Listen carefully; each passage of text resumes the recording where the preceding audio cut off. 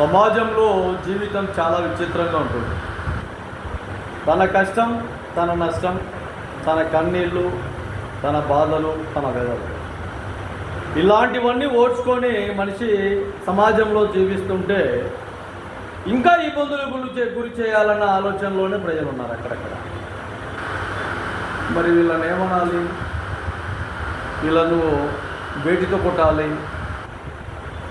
వీళ్ళను ఏ దెబ్బలు వేయాలి అని ఆలోచన చేస్తే చాలామంది ఎవరి కర్మకు వాళ్ళు బాధ్యులు అవుతారులే అని అనుకుంటున్నారు.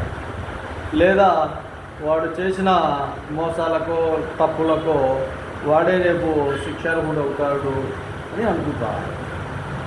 అయితే ప్రజలకు ఒకటే తెలియజేస్తాను, ఎక్కడైనా కానీ శ్రమించే వ్యక్తులకు ఇబ్బందులు కలిగజేసే వ్యక్తులు కొంతమంది ఏర్పడితే వాళ్ళకు తెలియజేస్తాను, శ్రమించేటప్పుడు ఆ శ్రమలో ఉండే కష్ట నష్టాలు, బాధలు, సాధక వ్యధలు చాలా ఉంటాయి. వాళ్ళ జీవనాలను వాళ్ళు బతికే విధంగా ఇంకొకరు వాళ్ళని ఇబ్బందులు గురి చేయకుండా ఉండడం చాలా మంచిది, చాలా పద్ధతి. అలాగే చేస్తూ ఉంటే ఏదో ఒక రోజు చాలా వరకు మూల్యం చెల్లించాల్సిన పని ఉంటుంది. జాగ్రత్త అనేది కూడా తెలియదు.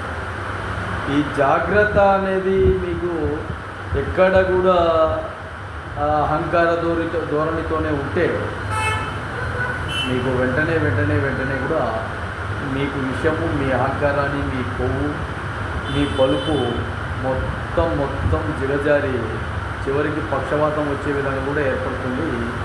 చాలా వరకు జాగ్రత్తగా ఉండాలని